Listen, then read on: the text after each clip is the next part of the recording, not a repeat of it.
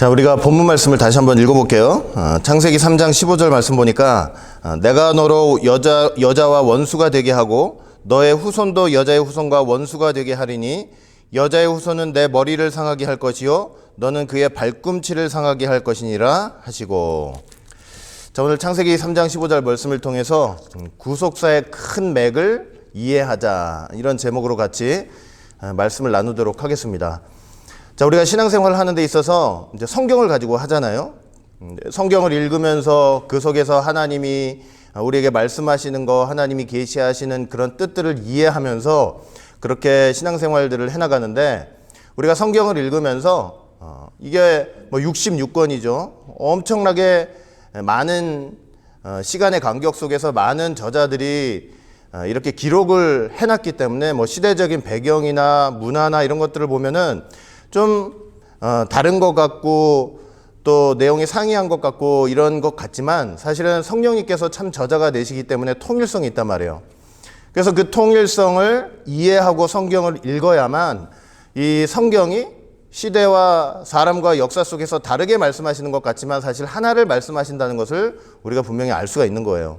그래서 그 통일성을 이해하기 위해서 이 성경이 말씀하고 있는 이 구속사의 큰 맥이 무엇인가, 이것을 우리가 알고 성경을 읽을 때 그것을 참고해 가면서 읽는다면 우리의 신앙생활 속에 아주 큰 유익이 있을 것이고, 그 다음에 성경을 읽으면서도 수많은 이단들이 있지만 그런 이단들은 이 성경을 읽으면서도 잘못 생각하고 있고 또 뭔가 기준이 틀리기 때문에 그렇게 이단이 되는 것인데, 그런 길로 빠지는 확률도 줄어들 거라고 생각을 합니다.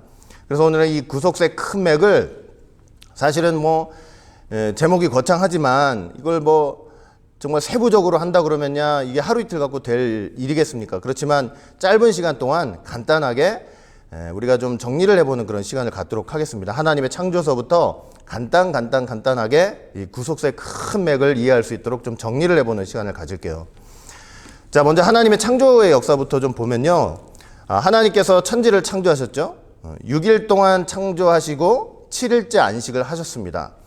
하나님께서 6일 동안 천지를 창조하시는데 그 천지 창조의 중심은 사람의 창조죠. 사람의 창조. 하나님의 형상대로, 하나님의 모양대로 사람을 창조하신 것, 그 사람의 창조가 이 창조의 중심입니다. 그런데 하나님께서 사람을 창조하실 때 다른 짐승이나 피조물에는 그런 표현이 없는데 이제 하나님의 형상대로, 하나님의 모양대로 창조하셨다, 이렇게 표현을 하고 있잖아요. 그럼 왜 사람한테 하나님의 형상대로 모양대로 창조하셨다 이렇게 말씀을 하고 있느냐? 왜냐하면 하나님께서는 사람을 하나님의 대리자, 대표자로 삼으신 거예요. 이 온 우주 만물 피조물에 대해서 하나님의 대표자로 딱 세워놓으신 거예요. 그리고 그 하나님의 대표자를 통해서 당신이 친히 창조하신 온 우주 만물을 다스리도록 그렇게 이제 말씀을 하시는 겁니다. 그렇게 창조를 하신 거예요. 그래서 하나님의 형상을 닮은 사람은 하나님 창조하신 온 피조 만물에 있어서 왕의 주의를 갖는 거예요. 그 하나님이 직접 통치하시는데 직접 통치하시를 어떻게 하시는 거냐면 사람을 통해서 대표자, 대리자를 딱 세워놓고 사람을 통해서 통치를 하게 만드시는 거예요. 그러니까 얼마나 사람이 귀한 자리라는 것을 우리가 알 수 있는 거죠. 그만큼 귀하게 여기신다는 걸 알 수가 있는 거예요. 그 다음에 하나님께서 사람을 창조하시되 어떻게 창조를 하셨냐면 남자만 창조하신 것도 아니고 여자만 창조하신 것도 아니고 남자와 여자를 창조하셔가지고 어떻게 하셨냐면 한 몸을 이루게 하셨잖아요. 그러니까 둘인데 한 몸을 이루게 하시면서 남자와 여자를 창조하신 거예요. 그렇게 창조하신 것은 무엇을 꼭 닮아 있냐면 이 삼위일체 하나님을 꼭 닮아 있는 거예요. 삼위일체 하나님도 세 분이시지만 한 분이시죠. 세 인격이지만 한 인격이죠. 하나죠, 하나. 그래서 그 모습 그대로 둘이지만 하나로 창조하시는 하나님의 섭리가 있는 거죠. 그리고 둘을 만드셨다 하는 말씀 속에는, 그렇게 둘을 만들어서 하나를 만들었다 하는 그 말씀 속에는 또 어떤 하나님의 계획도 있냐면 그 둘을 통해서 경건한 자손을 이 땅에 낳게 하고 그 경건한 자손들이 땅에 퍼져서 하나님의 나라를 이루게 하시는 하나님의 섭리가 있는 거예요. 경건한 결혼을 통해서 경건한 자손을 낳아서 이 땅에 하나님의 나라를 이루게 하시는 하나님의 섭리가 있는 것. 그래서 둘을 창조하시고 그 둘을 하나로 만드신 거예요. 자, 그리고 이 하나님께서 이렇게 창조하신 이유가 뭐냐? 목적이 뭐냐? 그거는 여러분들도 잘 아시다시피 하나님께서 온 우주 만물을 피조물을 창조하신 이유는 하나님께서 그들을 통해서 영광 받으시고 찬송받기를 원하시기 때문에 창조를 하신 거예요. 그러니까 인간은 이 하나님이 창조하신 온 피조물의 사명은 결국은 뭐냐면 이 땅에 살면서 하나님께 영광 돌리고 하나님을 찬양하면서 살아가는 것이 진짜 사람의 또 우리 피조물의 목적이 된다는 것입니다. 그러니까 우리가 정말 사람의 목적도 이 땅에 와가지고 내가 왜 사는가, 내가 무엇 때문에 사는가 고민하는 사람들 많잖아요. 철학자들이 얼마나 그 질문에 많은 대답들을 내어놨습니까? 그러나 우리는 성경을 믿는다고 하는 우리들은 어떻게 정답을 딱 얘기를 해야 되냐면 하나님의 영광을 위해서, 하나님을 찬양하기 위해서 나는 하나님이 이 땅에 보내셨다. 분명하게 이렇게 대답을 할 수가 있어야 된다는 것입니다. 자, 이렇게 6일을 창조하시고 나서 이제 7일째 어떻게 하셨냐면 안식하셨다 그랬잖아요. 모든 창조를 다 마치시고 7일째 안식하셨어요. 바로 이렇게 7일째 안식하신 이날이 온 인류 역사상 얘기하면은 첫 번째 안식일이 되는 거예요. 첫 번째 안식일.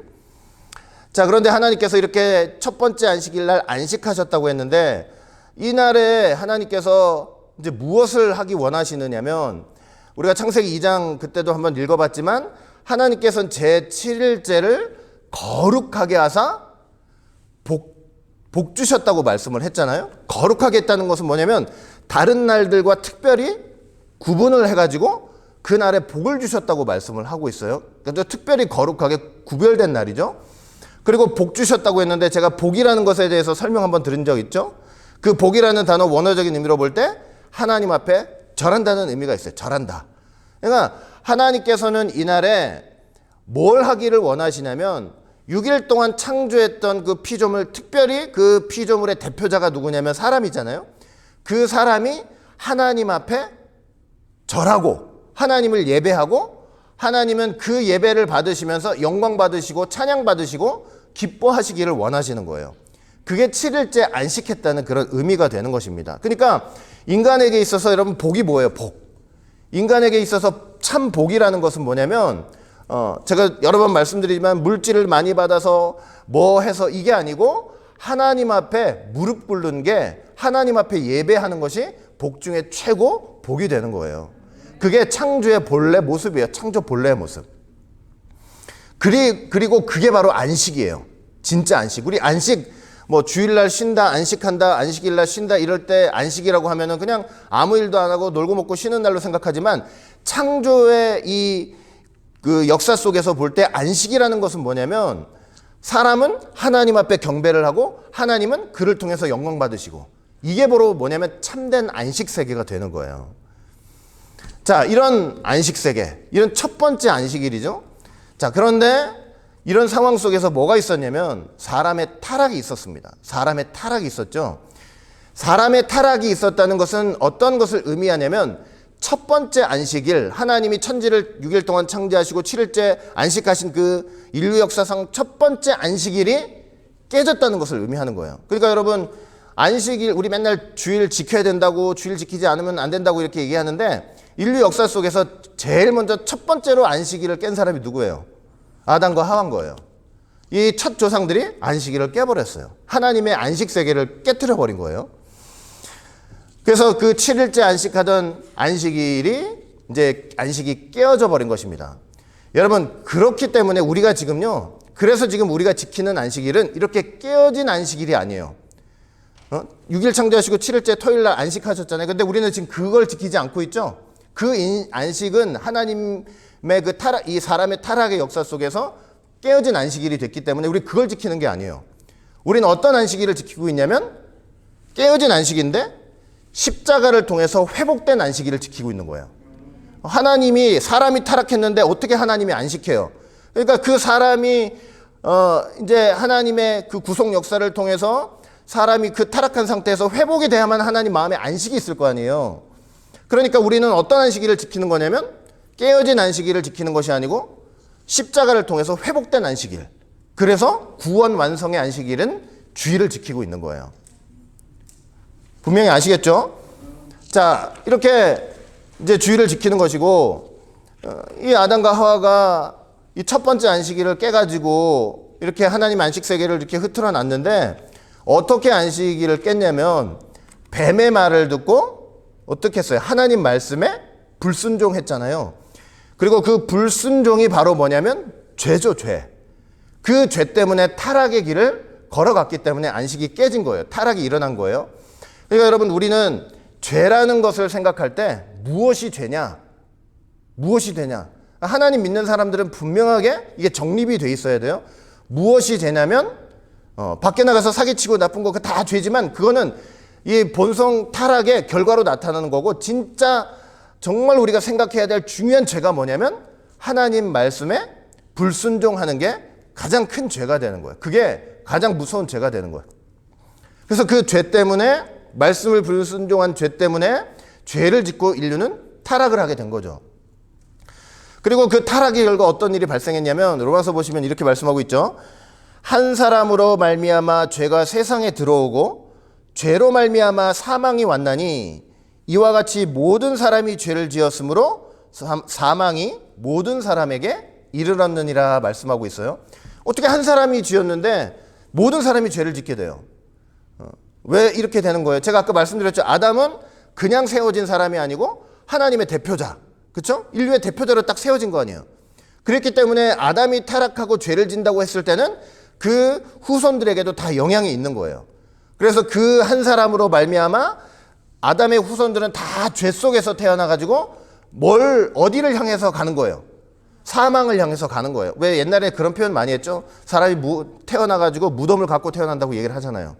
그러니까 타락한 아담의 후손들은요, 그냥 죄 속에서 태어나가지고 사망을 향해서 이렇게 가는 것입니다. 그리고 그때로부터 뭐가 시작이 됐냐면, 아담 타락 그 시간으로부터, 그 시점으로부터 뭐가 시작됐냐면, 이 모든 세상의 역사는 종말을 향해서 가는 거예요. 하나님의 심판을 향해서 달려가고 있는 거예요. 여러분, 그래서 우리가 계시록에 보면은 우리가 마지막 때 어떤 재앙이 있다고 배웠어요? 3가지 재앙이 있다고 그랬죠? 7 인재앙, 그리고 7 나팔재앙, 7 대접재앙이 있다고 그랬잖아요. 그러면 7 인재앙이나 7 나팔재앙이나 7 대접재앙이 우리는 어떻게 생각하냐면, 나중에 먼 미래에 예수님 오시기 직전에 어떤 시기에 7인, 7 나팔, 7 대접이 있을 것이다, 이렇게 생각하지만, 사실은 광의적으로 보면요, 넓게 보면은 7인, 7 나팔, 7 대접은 언제부터 시작이 됐냐면 사실은 아담 타락한 그 순간부터 시작이 되는 거예요. 왜냐하면 옛 세상은 심판을 향해서 나아가고 있는 것이기 때문에. 그런데 7인은 뭐라고 그랬어요? 제가 7인 재앙은 뭐라고 그랬어요? 종말에 대한 징조라고 그랬잖아요. 종말이 있을 것에 대한 징조를 보여주는 거고, 7 나팔은 이제 좀 더 마지막이 가까웠기 때문에 그 종말에 대해서 경고를 하는 거고, 7 대접은 실질적으로 이 옛 하늘과 옛 세상에 심판을 받는 그런 재앙이라고 말씀드렸잖아요. 그런데 이 재앙이 벌써 언제부터 시작이 된 거라고요? 아담 타락부터 이미 시작이 되고 있는 거예요. 그래서 여러분, 이사야 선지자가 뭐라고 말씀을 했습니까? 이사야 46장 10절 말씀 볼 때 내가 처음부터 종말을 고했다, 이렇게 말씀을 하고 있는 거예요. 우리가 맨날 지금 와가지고 마지막 때 하니까 지금만 마지막 때인 줄 알았더니, 사실은 아담 타락한 순간부터 하나님은 끊임없이 뭘 말씀하고 계셨어요? 마지막에 대해서, 종말에 대해서 말씀을 하고 계셨던 거예요. 그러니까 인재앙이니 나팔재앙이니 대접재앙이 광의적인 의미에서 보면 이미 그때부터 시작을 하고 있는 거예요. 여러분, 제가 인재앙을 한번 예를 들어볼게요. 진짜 그때부터 시작이 됐는데, 인재앙에 대해서 좀 예를 한번 들어볼게요. 첫 번째 인을 딱 뗐더니 뭐가 나왔어요? 흰 말과 흰 말을 탄 자가 나왔다 그랬잖아요. 여러분들 계시록 강의 다 들으셨으니까 기억이 나실 거예요. 흰 말과 흰 말 탄 자가 나왔는데, 그 흰 말 탄 자는 그리스도를 상징하는 거예요? 적그리스도를 상징하는 거예요? 흰 말이니까 그리스도라고 착각하기 쉬운데 실은 적그리스도를 상징하고 있어요. 왜냐하면 활을 가지고 이기려 하더라 이렇게 표현을 하고 있단 말이에요. 그러니까 하나님 공의의 말씀이 아니고 전쟁 무기 활을 가지고 세상을 이기려 하더라. 예수님은 이긴 자신데, 그러니까 이게 뭘 보여주냐면, 이 타락한 이후의 세상 속에서 벌어지는 모든 일들이 사단의 입장에서 보면은 어떻게 하려고 하는 입장이냐면 하나님과 하나님의 교회를 향해서 이기려고 하는 역사다라는 것을 보여주고 있는 거예요. 자, 그런 속에서 어떤 일들이 쭉 발생이 되냐면 두 번째 인을 딱 뗐더니 뭐가 나와요? 붉은 말과 붉은 말 탄자가 나오더라 이거요. 이 붉은 말과 붉은 말 탄자는 뭘 상징하냐면 전쟁을 상징해요. 전쟁. 그 다음에 세 번째 인을 딱 띄었더니 검은 말과 검은 말 탄자가 나와요. 이 검은 말과 검은 말 탄자는 기근을 상징해요. 그 다음에 네 번째 인을 딱 띄었더니 청황색 말과 청황색 말 탄자가 나와요. 이건 뭘 상징하냐면 사망을 상징해요. 근데 왜 사망이 오느냐? 각종 전쟁이라든가 기근이라든가 지금으로 말하면 이런 전염병 같은 걸로 많은 죽음이 있을 것을 보여주는 거예요. 그러니까 이런 것들이 다 뭐가 되고 있다는 거예요. 마지막이 되고 있다는 징조들이 되는 거예요. 징조들이. 그런데 여러분 생각해 보세요. 지금 제가 말씀드린 거 뭐 전쟁이니 기근이니 전염병 때문에 사람이 죽고 흉년 때문에 죽고 뭐가 없어서 죽고 이거 지금 살고 있는 세상에는 없고 아담 타락 이후에 그 세상에는 없었던 일이고 마지막 때만 있었던 일이겠어요? 있을 일이겠어요? 그게 아니잖아요. 이미 타락한 순간부터 이거는 시작된 일이죠. 전쟁이니 기근이니 흉년이니 전염병이니 그죠? 에덴 동산에 전염병이 있었겠냐고요. 에? 그러니까 그렇게 에덴 동산에서는 없었지만은 타락하면서부터 이런 것들이 벌써 나오기 시작했다는 거잖아요. 이런 것들 속에는 적그리스도가 하나님과 그의 교회를 이겨먹이려고 하는 의도가 있는 거고, 그리고 이것은 하나님이 세상을 심판으로 심판하실 것에 대한 이제 징조가 되고 있다는 것을 말씀하는 거예요. 그래서 자꾸 말씀드린 게 뭐냐? 일곱인, 일곱 나팔, 일곱 대접재앙은 나중에 언제 미래에 일어날 그런 일들이 아니고 광의적으로 보면 이미 아담 타락 이후부터 뭐 하고 있는 거예요? 시작이 돼서 지금까지 진행이 되고 있는 거예요. 그러니까 역사의 지평을 여러분들이 좀 넓히셔야 된다고요. 넓히셔야 된다고. 우리가 또 이걸 알 수 있는 이유가 뭐냐면 다섯 번째 인을 좀 생각해 보면은 좀 더 이제 분명해져요. 다섯 번째 인을 딱 뗐더니 이제 뭐가 있냐면은 하나님의 말씀과 그들이 가지고 있는 증거로 인해서 목배임을 받았던 영혼들이 하나님 앞에 호소하는 장면이 나와요. 우리를 언제 신원하여 주시겠습니까? 우리 원한을 언제 풀어주시겠습니까?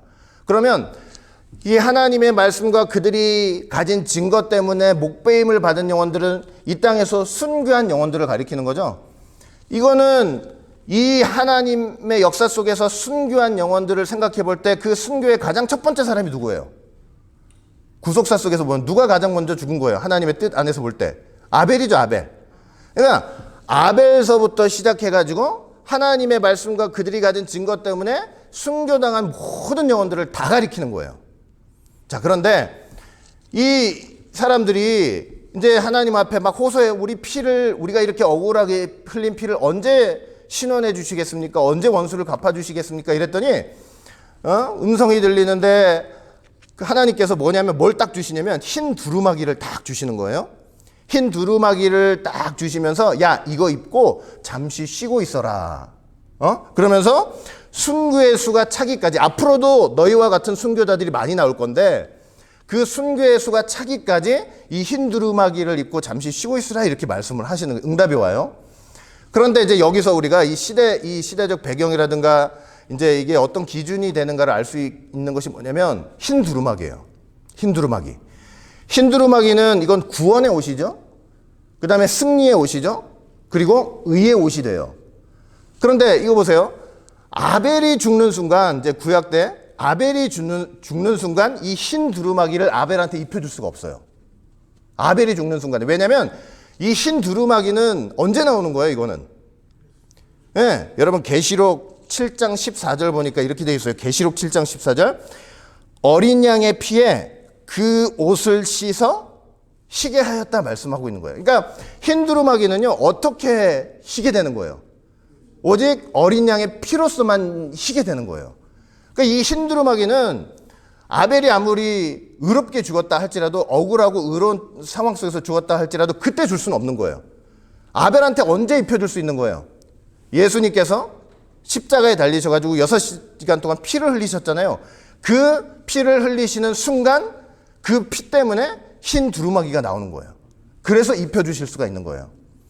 그러니 다섯째 인의 기준이 뭐가 되는지 알겠죠? 예수님의 십자가가 없으면 이게 안 되는 거예요. 그래서 이런 걸 기준으로 한번 생각해 보면 이거예요. 이미 예수님이 오시기 전부터는 종말의 징조가 계속 있어 왔어요. 뭐 기근이니 전쟁이니 뭐 전염병이니 그렇죠? 인의 시대죠, 인의 시대. 예를 들면 그 다음에 예수님 오신 후로부터는 이렇게 흰 두루마기를 입으면서 너 순교자들 편안히 좀 쉬고 있어라, 더 있어야 된다 이러면서부터는 뭐가 된 거냐면 그 징조가, 인의 징조가 더 강화돼 가지고 경고하시는 역사, 나팔의 시대가 되는 거예요. 제발 이해가 되세요, 안 되세요? 되시죠?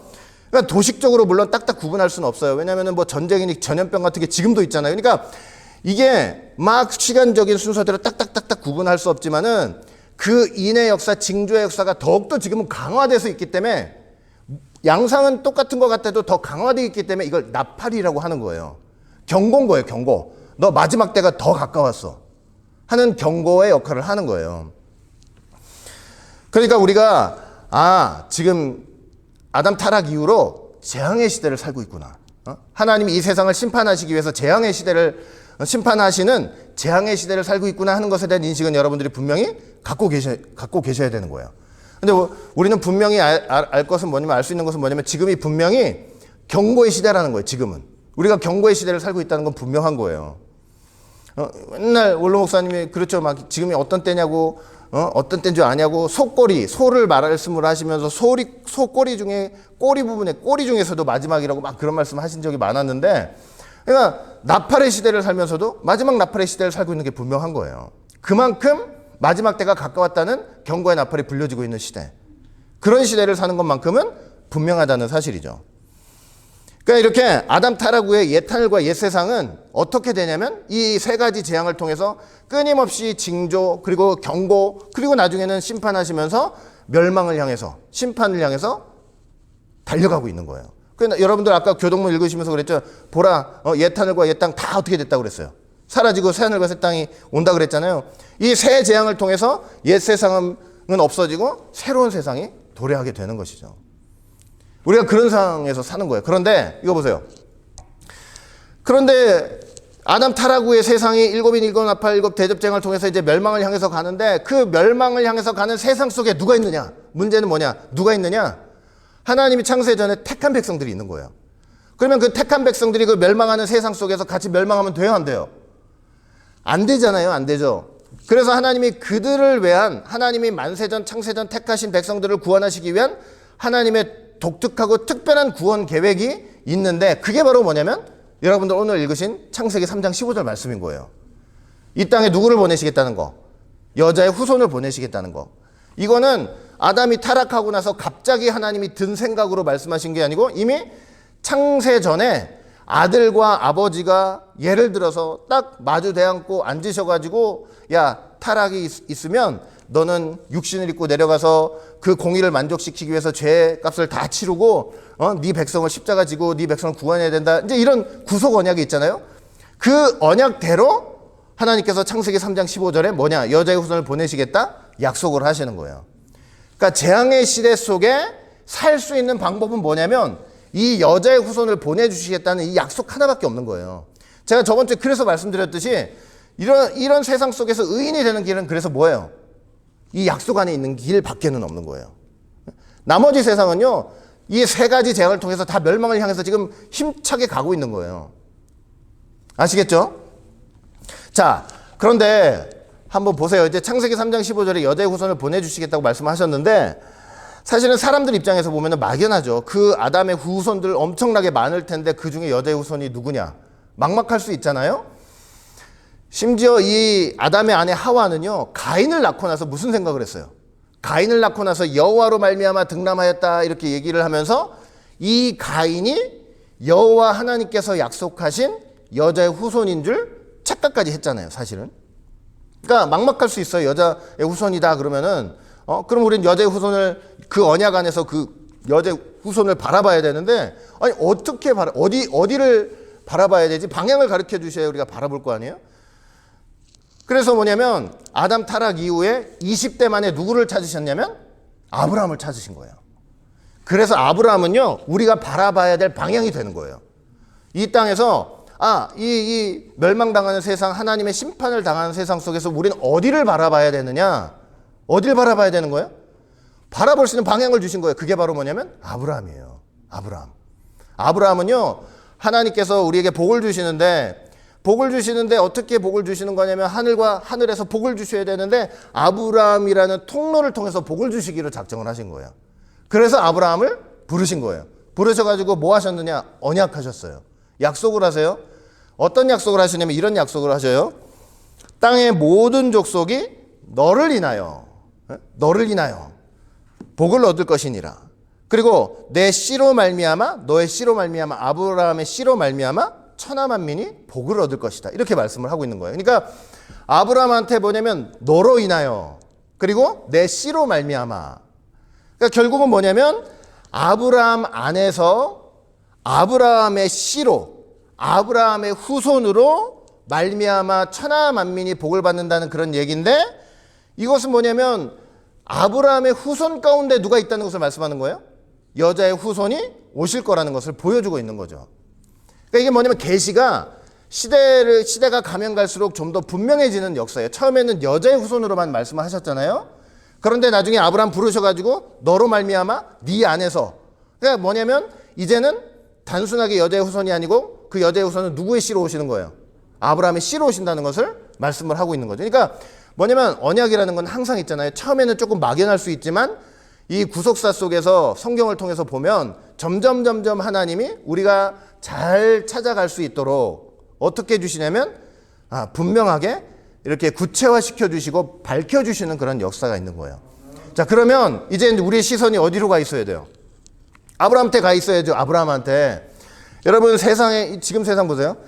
얼마나 대단하다고 하는 사람 많아요. 얼마나 부자도 많고 권력 있는 사람들 많고 얼마나 말 잘하는 사람들 많고 우리의 혼을 쏙 빼게 말을 해가지고 홀라당 넘어갈 정도로 말에 재주 있는 사람들이 얼마나 많아요. 그런 사람들 천진데 그런 사람들 말 이렇게 듣는다고 구원받을 수 있어요? 없어요? 그 없는 거예요. 아무리 말을 유창하게 하고 대단하게 해도 그런 사람들 바라보고 있다고 구원 못 돼요. 구원 받을 수가 없어요. 믿는 사람들은 어디를 바라보고 있어야 돼요? 아브라함을 바라보고 있어야 돼요. 아브라함을. 왜? 아브라함을 통해서 아브라함 안에서 예수님 오신다고 했으니까. 자, 그러면 이제 아브라함을 통해서 쭉 봐야 되는데 아브라함 안에서 오신다고 봐야 되니까 이제 아브라함을 보고 있어야 되는데, 자, 아브라함이 있고 첫째가 1대가 아브라함이죠. 그 아브라함의 언약을 이어가는 2대가 누구예요? 이삭이죠. 그 다음에 그 이삭의 언약을 이어가는 3대가 누구예요? 야곱이죠. 자, 여기까지는 여러분들 우리는 아주 분명하게 탁탁탁 올 수 있어요. 아브라함, 이삭, 야곱. 이건 완전히 이제 믿음의 3대죠. 그런데 이제 야곱한테 와가지고 그 후로부터는 좀 문제가 될 수 있어요. 왜냐면은 야곱한테 몇 명의 아들이 있기 때문에 그래요. 무려 12명의 아들이 있기 때문에 그래요. 12명의 아들. 그러니까 아브라함과 이삭과 야곱을 통해서 그 다음에 이 12아들 중에 어느 계통으로 여자의 후손이 오실 것인가. 그렇죠? 지금까지 한 길로 오다가 이제 12길이 갈라진 거예요. 이제 우리가 제대로 길을 가야 될 거 아니에요. 어디 찾아가지고 가야 될 거 아니에요. 이제 어느 길로 가야 될 것인가, 이제 여기서 문제가 되고 있는 거예요. 이해가 되세요? 그런데 이제 어느 길로 가야 되는가를 말씀드리기 전에 한 가지 생각해야 될 게 뭐냐면, 이 12가지 길 중에 하나님 마음속에는 한 가지 길만 있다는 거예요. 12명의 아들 중에 하나님이 생각하시는 사람은 몇 사람이에요? 한 사람이에요. 한 사람. 이제 그게 중요한 거예요. 하나님 마음에는 한 사람인 거예요. 한 사람. 저 계통을 통해서 보내야 된다. 이게 있단 말이에요. 그런데 생각해 보세요. 하나님이 대놓고 12명의 아들이 있는 데서 대놓고, 야, 내가 너를 가장 사랑하고 내가 너만을 붙잡고 여자의 후손을 이 땅에 보내시는 일에 내가 너하고만 일하겠다 이러면은 나머지 11형제들 어떻게 돼요? 다 뒤로 자빠지겠죠? 하나님이나 일하시라고. 당신이나 일하시라고. 우리는 뭐냐? 우리가 무슨 겉다리냐고. 응?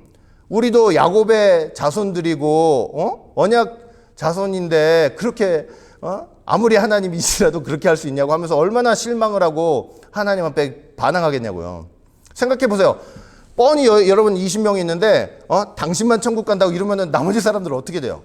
내가 지금까지 믿은 게 어떻게 되는데 그런 반항심 일어나겠어요? 안 일어나겠어요?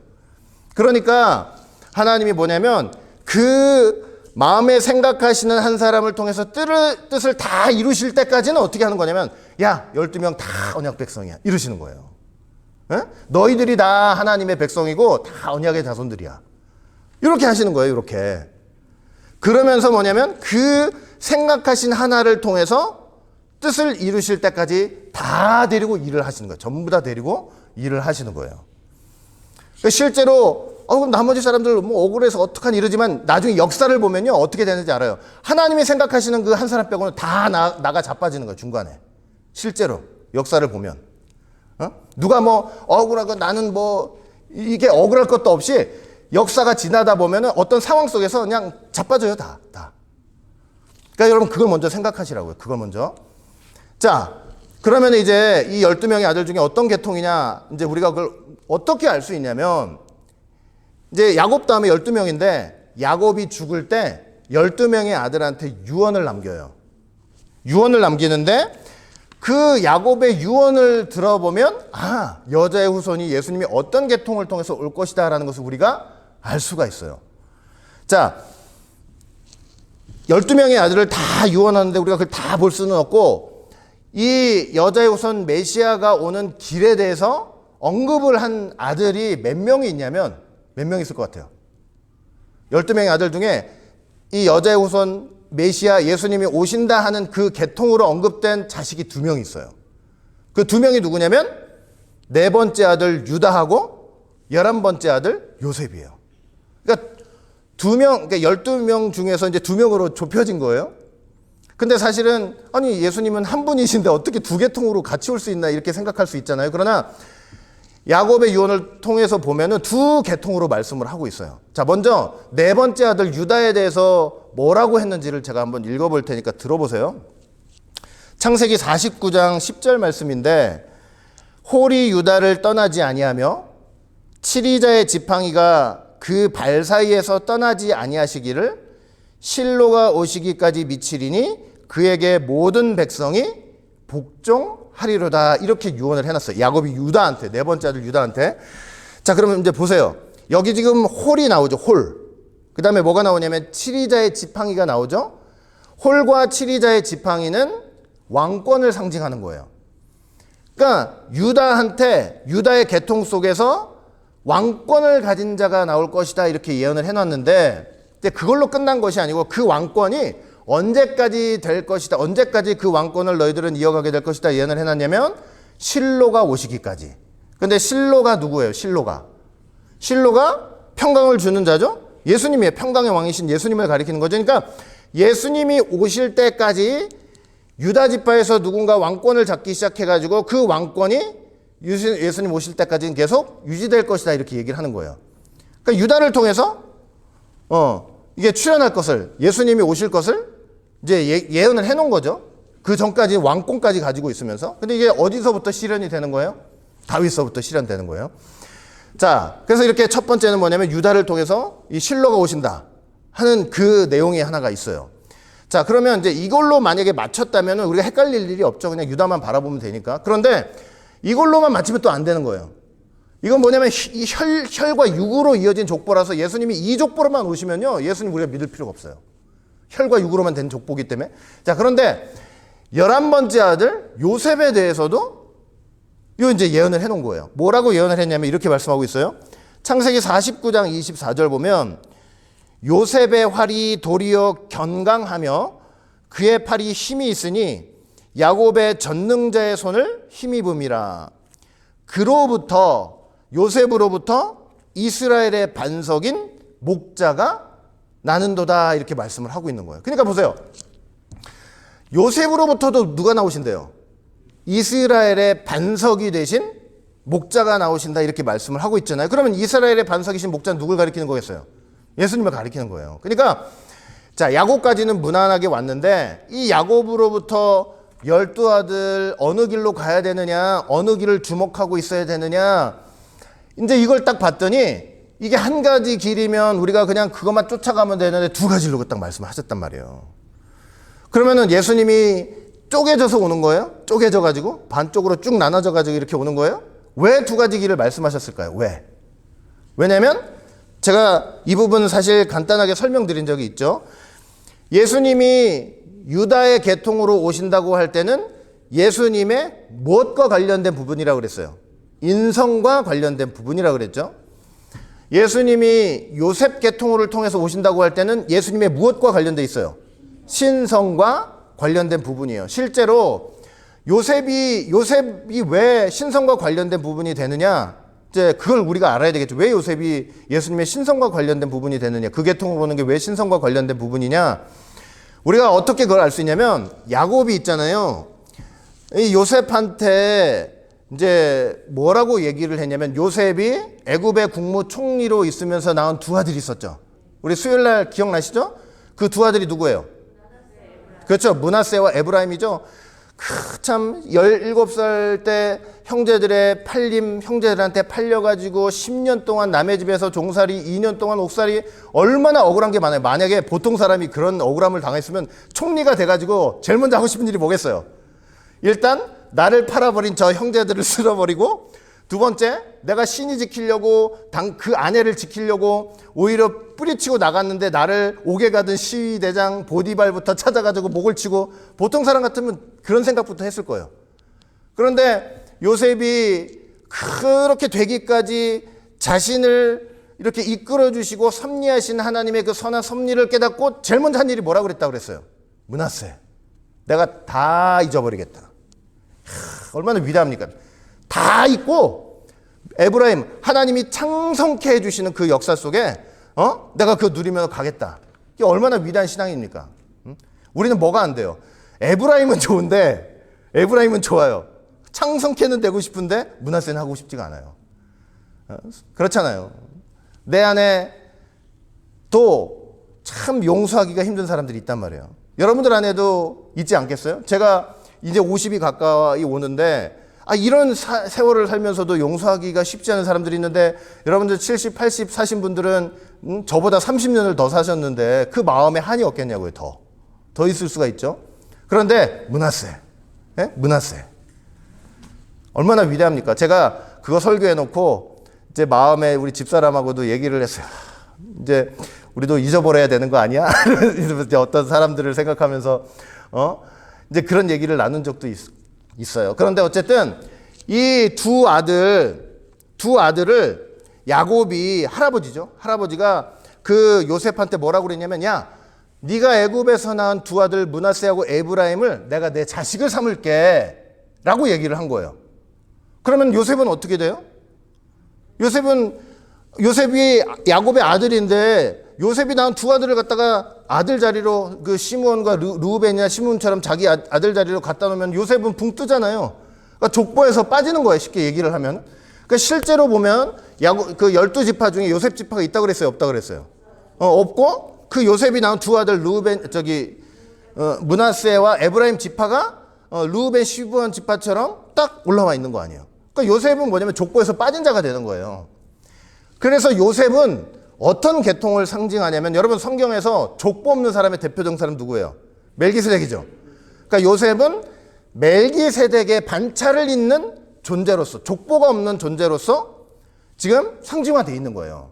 그렇게 족보에서 빼가지고. 그래서 뭐냐면 요셉 계통으로 온다고 할 때는, 유다 계통으로 온다고 할 때는 하는 것과 차원이 틀려요. 이건 육의 계통이지만 이건 뭐예요? 족보와 상관이 없는 영의 계통이란 말이에요. 그래서 뭐냐면 예수님이 바로 그런 요셉 계통으로 오신다고 할 때는 뭐랑 관련되어 있는 거예요? 예수님의 인성이 아니고 신성과 관련이 되어 있는 것으로 우리가 생각해 볼 수 있는 거예요. 아시겠죠? 그래서 우리가 언약을 이루는 4대 얘기할 때 누굴 얘기해요? 아브라함, 이삭, 야곱, 누구예요? 요셉이에요. 족보에는 어떻게 기록되어 있어요? 유다가 기록되어 있단 말이에요, 족보에는. 그렇지만 여러분 생각해 보세요. 창세기 보면 창세기 1장부터 11장은 원역사죠. 원역사. 바벨탑 사건까지 원역사를 다루고, 창세기 12장부터 50장까지는 사실은 누구의 역사를 다뤄요? 아브라함, 이삭, 야곱, 누구예요? 요셉이에요. 그 유다의 역사는 38장인가요? 제가 한번 말씀드렸죠. 창세기 강의할 때 말씀드렸죠. 유다는 37장부터 50장까지 그 야곱의 약전을 다루면서 유다의 족보는 단 한 번만 나온다. 한 장, 38장에. 나머지는 다 누구 얘기예요? 다 요셉 얘기예요. 전부 다. 사실은 생각해 보세요. 유다의 계통 속에 예수님이 오셨으니까 가장 중심적으로 다뤄야 될 사람이 누굴 것 같아요? 유다가 맞는데 사실은 누구를 더 다루고 있는 거예요? 요셉을 더 다루고 있는 거예요. 근데 족보에는 누가 기록돼 있어요? 유다가 기록돼 있어요. 예? 그러니까 여러분, 우리가 정신을 차리지 않고 어디를 봐야 될지 모르면 다른데 정신이 팔려서 다른데 볼 수가 있는 거예요.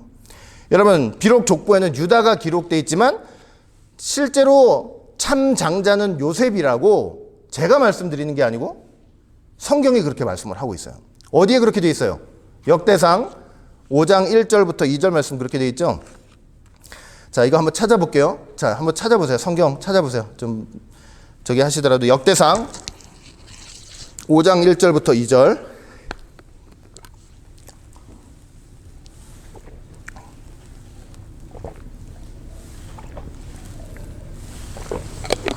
자, 역대상 5장 1절부터 2절 보세요.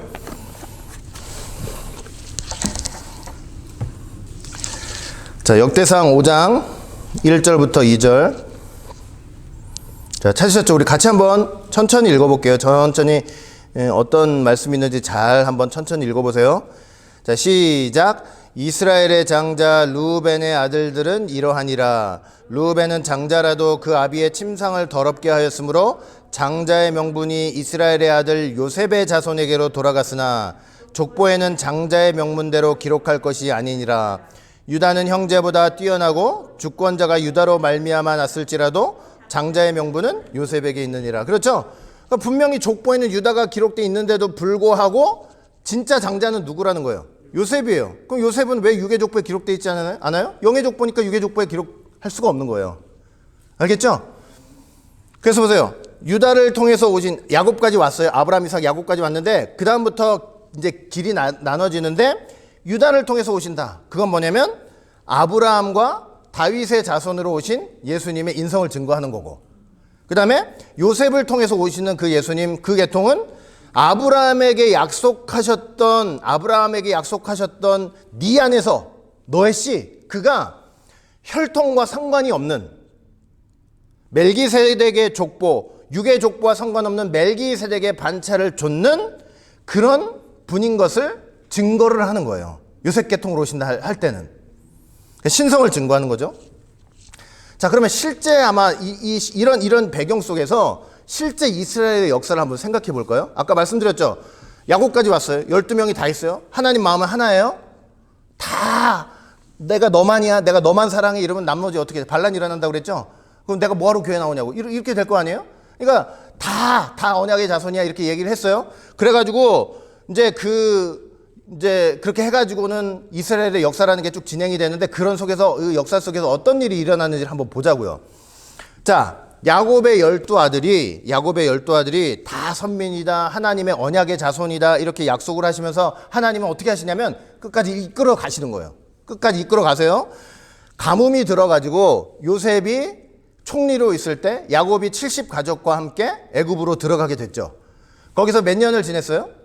430년을 지내면서 엄청나게 생장했죠. 생육하고 번성했어요. 그래서 12지파를 중심으로 한 진짜 하나님의 나라, 이스라엘 큰 나라가 조성이 될 정도로 어마어마하게 성장을 했어요. 그런데 그렇게 있다가 출애굽할 때가 돼가지고 출애굽을 했죠. 출애굽을 해가지고 40년 동안 광야 생활을 해요. 다 12지파가 다 하는 거예요. 이때까지는 다. 그 다음에 16년 동안 정복전쟁했죠. 다 같이 참여해서 했죠. 그 다음에 그 정복전쟁이 끝나고 나서 340년 동안 이제 그때 왕이 없었잖아요. 사사를 통해서 하나님이 직접 통치하시는 시대가 이제 있었던 거예요. 그리고 그 사사 통치 끝에 사람들이 우리도 다른 나라처럼 왕이 있어가지고 그 왕이 무슨 전쟁이 나거나 어려움이 있으면은 그 왕을 통해서 우리도 좀 구원받고 싶고 왕의 지시를 받고 싶고 그러고 싶다. 그래가지고 하나님이 어떻게 했어요? 그냥 허락했단 말이에요. 그래 한번 세워봐라. 그래가지고 세운 게 누구예요? 사울이죠. 그래서 사울은 하나님이 세우신 왕은 아니에요. 원래 유다한테 왕권이 있어야 되는데 이 유다 지파가 아니잖아요. 베냐민 지파지. 근데 사람들이 요청하니까 세워주는 거예요. 세웠는데 나중에 하나님 말씀 불순종했다. 다 죽이라고 했는데 아말렉 족속 다 죽이라고 했는데 살려냈단 말이에요. 그 다음에 제사를 드리면 안 되는데 제사장 노릇까지 하다가 내가 너 패하겠다. 이래가지고 패했어요. 그래가지고 왕이 된 사람이 누구예요? 다윗이에요. 다윗이 왕이 시작했죠. 이제 하나님의 언약이 이루어지는 거예요. 유다 지파한테 뭐가 주어졌어요? 홀과 치리자의 지팡이가 이제 주어진 거예요. 이때로부터. 근데 이제 이 속에서 실로가 언젠가는 오시겠죠. 그렇죠? 그때까지는 왕권을 가지고 있는 거예요. 자, 그런데 나중에 솔로몬 때 와가지고 어떻게, 솔로몬 이후로 와가지고 나라가 어떻게 됐어요? 이제 똑 갈라졌죠? 북이스라엘, 그리고 남유다, 이렇게 똑 갈라졌잖아요. 이제 여기서부터 시작되는 거예요. 이스라엘이다, 하나님의 언약 자손이다 했는데 어떻게 됐어요? 솔로몬 이후로. 알아서 갈라지네? 갈라지더니 나중에 북이스라엘이 어떻게 됐어요? 주전 722년에 완전히 싹 없어지는 거예요. 하나님의 언약 백성이 없어지면 돼요, 안 돼요? 없어져요. 하나님이 그때까지 이끌어 오시는 거예요. 너희도 언약 백성이다 하면서 너희도 언약 잘 지켜봐. 그러면 언약 백성으로서 인정해 주실 거예요. 근데 언약을 안 지키는 거예요. 안 지켜. 타락한 본성을 따라 행동을 하는 거예요. 그러다가 결국 722년에 어떻게 됐어요? 그냥 사라지는 거예요. 이제 다른 민족하고 혼합이 돼가지고 언약 백성이니 뭐 언약이니 이런 거 상관없이 그렇게 이제 흩어져 버려진 거예요. 남은 게 누구냐? 이제 남유다 남았잖아요. 남유다. 사실은 이제 남유다만 남았기 때문에 우리 시간은 또 누구한테만 딱 가는 거예요. 이 남유다, 유다한테 이제 하나님의 뜻이 있지 이렇게 생각할 수 있잖아요. 이렇게. 그런데 유다도 어떻게 됐어요? 나중에 주전 586년에 바벨론에 멸망했어요. 그런 순간 하나님의 언약 백성이 다 끊어지는 건가? 이 여자의 후손은 어떻게 오나? 그런데 하나님이 70년 만에 어떻게 하셨어요? 다시 복귀시키시고 성전 짓고 다 하게 하셨단 말이에요. 그러면서 이런 시대 속에서 뭐냐면은 바사의 지배도 받았어요. 그러면서 바사의 지배, 페르시아의 지배도 받고 헬라의 지배도 받고 그러면서 얼마나 고생도 많이 했어요. 그 다음에 나중에 예수님 오실 때쯤에서는 로마의 지배도 받고 그러면서도 이 남유다는 망하지 않았어요. 왜냐면 그쪽에도 뭐가 있어요? 실로가 오신다는 약속이 있잖아요. 근데 그렇게 망하지 않고 끝까지 버티고 있다가 사실은 끝까지 버틴 게 아니고 누가 버티게 해주시는 거예요. 하나님이 버티게 해주시는. 그러니까 하나님이 본래 12가지 길 중에 생각하신 그 하나를 통해서 뜻을 이룰 때까지 어떻게 하시는 거예요? 끝까지. 그 하나. 중간에 나갈 사람들 나가는 거예요. 이 12지파 중에 10지파는 북이스라엘 망하면서 나가버린 거예요. 유다는 이제 끝까지 남는 거예요. 그 남아가지고 그렇게 있다가 바로 그 땅에 누가 오신 거예요? 예수님이 딱 오셨어요. 그러니까 실로가 오신 거죠. 그러면 그 순간 유다 지파도 뭐예요? 지금까지는 언약의 장자의 역할을 했지만 이제 어떻게 해야 되냐면 그 홀과 치리자의 지팡이를 이제 누구한테 넘겨야 되는 거예요? 그 예수님 앞에 탁 넘겨야 되는 거예요. 그렇게 넘겨야 되는 거죠. 그러니까 아까 야곱이 말씀한 그대로죠. 유다의 홀과 치리자의 지팡이는 실로가 오시기까지. 그러니까 예수님 오시는 순간 그 홀과 치리자의 지팡이를 예수님 앞에 탁 넘기는 거예요. 왜 그 예수님 앞에 넘겨야 되느냐? 왜 유다의 지파는 더 예수님 오셨는데 더 그 지파에서 영광 받아야 되는데 왜 넘겨야 되느냐? 왜 그러냐면 그렇게 오신 예수님은 어떤 반차를 통해서 오셨기 때문에 그래요. 멜기세덱의 반차를 쫓아서 오셨기 때문에요. 요셉 계통의 반차를 쫓아 오신 분이기 때문에 어떻게 돼요? 그 유다 지파가 갖고 있던 홀과 치리자의 지팡이는 그 예수님한테 넘겨야 되는 거예요. 이해되세요? 그러니까 보세요. 이게 유다 지파가 넘긴다고 할 때 사실은 유다 지파도 뭐냐면 유다 지파도 결국은 이 육신적으로는 예수님 오신 지파긴 하지만 유다 지파도 하나님 마음속에 있던 지파가 아니고 사실은 누가 그 하나님 마음에 있었던 거예요. 12아들 중에 요셉이 있었던 거예요. 하나님의 신성. 왜냐면 유다도 어느 때까지는 예수님 오실 때까지 왕노릇하지만 그 요셉 계통으로 오시는 그 예수님한테 뭘 해야 되기 때문에 왕권을 넘겨줘야 되기 때문에. 아시겠어요? 그래서 유다 족보에는 어쩔 수 유괴 족보니까 유다가 장자로 기록은 돼 있지만 참 장자는 그래서 누가 되는 거예요? 요셉이 되는 거예요. 그 유다는 요셉한테 왕권을 넘겨야 되는 거예요. 예를 들면 요셉이 주님의 신성을 증거하는 존재이기 때문에. 그래서 아브라함과 이삭과 야곱 다음에는 제4대는 누가 돼야 되냐? 족보에는 유다로 기록되어 있지만 여러분들 마음엔 누가 있어야 돼요? 요셉이 있어야 되는 거예요. 신령한 차원이 신령한 차원. 여러분 마태복음 족보 1장에 보면은 마태복음 족보가 나오잖아요. 이 마태복음 1장 족보를 봐도 이러한 사실들을 보여주는 듯한 내용들이 있어요. 자, 무슨 말이냐면은 이 마태복음 1장 족보는 사실은 이제 유다의 족보를 쭉 기록해 놓은 거예요, 사실은. 아브라함이 이삭을 낳고 이삭이 야곱을 낳고 야곱이 유다와 그의 형제들을 낳고 하면서 누구의 족보를 기록하는 것 같아요? 당연히 유다의 족보를 쭉 기록하고 있는 거죠. 그리고 그 유다의 족보를 통해서 예수님이 오셨다. 그래서 예수님이 유다 계통의 족보를 타고 오신 분이다. 이제 이렇게 증거를 하고 있는 게 분명히 맞죠. 자, 그러나 예수님은 아까도 말씀드렸지만 유다 계통을 통해서 오신 인성만 가지신 분이 아니라고 말씀을 드렸죠. 예수님은 어떤 계통을 통해서 오셨다 그랬어요? 요셉 계통을 통해서 오셨죠. 그 신성을 갖고 계시는 분. 근데 그 예수님의 신성을 증거하는 그 족보가 된다는 사실도 이 마태복음 족보에서 어떻게 교묘하게 증거를 하고 있냐면 이렇게 증거를 하고 있어요. 여러분 마태복음 1장 2절 보시면 이렇게 돼 있어요. 아브라함이 이삭을 낳고 이삭이 야곱을 낳고 야곱이 유다와 그의 형제를 낳고 이렇게 돼 있죠. 그런데 이 마태복음 1장 2절을 여러분 마태복음 1장 16절에 딱 갖다 붙이면 이런 내용이 나와요.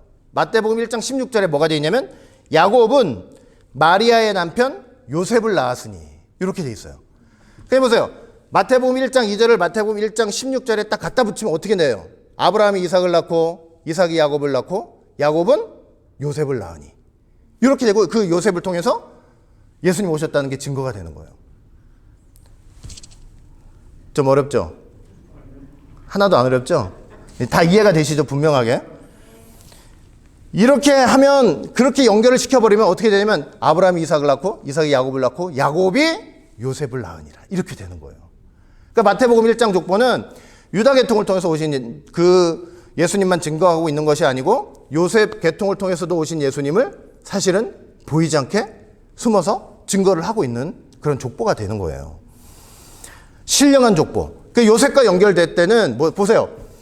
이 마태복음 족보가 유다 족보가 이게 육의 족보잖아요. 혈통으로 이어진 족보잖아요. 그러니까 아브라함 이삭을 낳고 이삭이 야곱을 낳고 야곱이 유다와 그의 형제를 낳고 하면서 육의 족보를 적을 때는 그 혈통을 빼놓으면 안 되잖아요. 그런데 요셉 계통으로 오신다고 할 땐 그거는 영의 족보라서 뭐예요? 육을 초월할 수가 있어요. 그래서 아브라함 이삭 야곱 다음에 누구를 바로 갖다 붙일 수 있는 거예요? 16절을 갖다 붙일 수가 있는 거예요. 요셉. 아시겠죠? 왜? 육신적 족보와 상관이 없는 족보이기 때문에.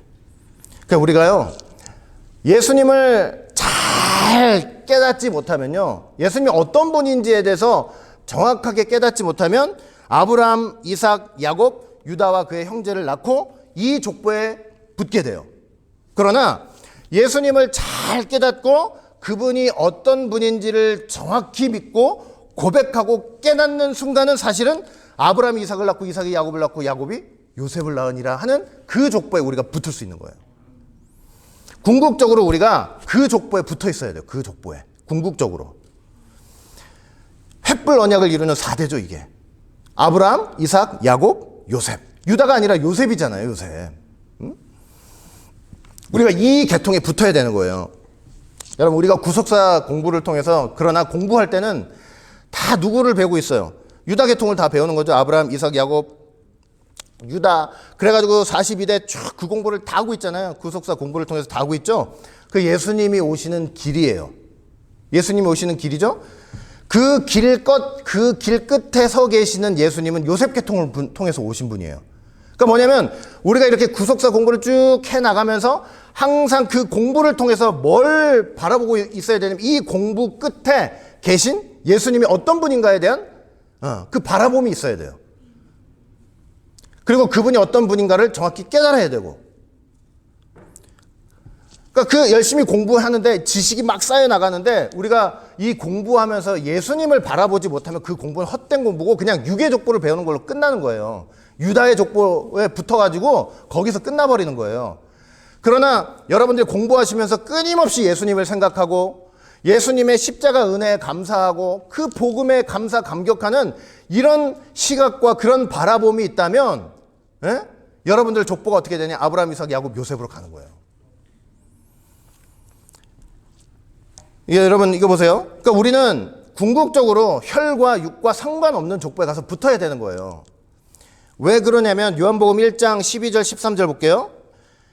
요한복음 1장 12절 13절 보니 영접하는 자, 예수님을 영접하는 자, 그 이름을 믿는 자들에게는 하나님의 자녀가 되는 권세를 주셨으니 이는 혈통으로나 육정으로나 사람의 뜻으로 나지 않고 오직 하나님께로서 난 자들이라 이렇게 말씀하고 있잖아요.